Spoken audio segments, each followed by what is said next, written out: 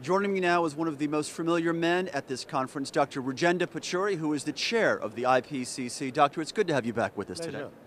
During your opening comments today of the first plenary, you talked about the findings of the 2007 report. Did you feel the need to defend those findings in the wake of the climate emails that have been made so public recently? Not really, because the fact is that the IPCC's procedures and processes are so strong, there's so many checks and balances, that there is absolutely no possibility of any distortion taking place.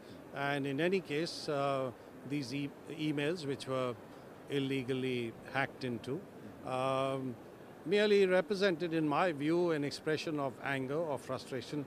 They don't in any way carry any intent, because if that was the case, I think the system that we have in the IPCC would surely not have allowed anything to happen. But let me say that nothing of the kind that supposedly these emails seem to convey was even attempted when the actual writing of the report took place.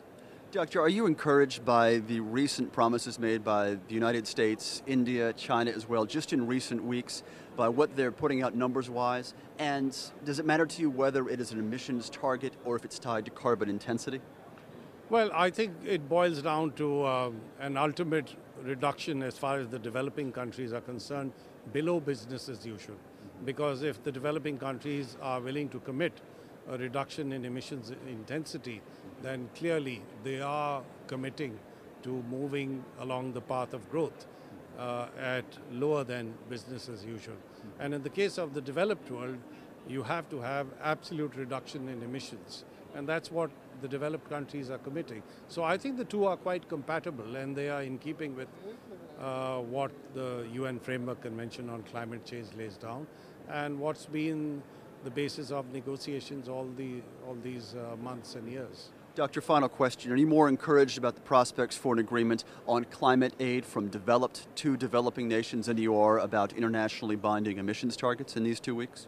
I think both of these will have to take place at the same time and with the same level of seriousness. So I expect that at the end of these 2 weeks, we will get an agreement on both collective reduction in emissions on the part of the developed countries and a commitment to finance actions in the developing world. Dr. Rajendra Pachauri, a pleasure to have you with us once again. Thank you, sir. And thank you for joining us. You're watching continuing coverage of Copenhagen's climate conference here in Denmark. I'm Tyler Souters, and you're watching Clean Skies News.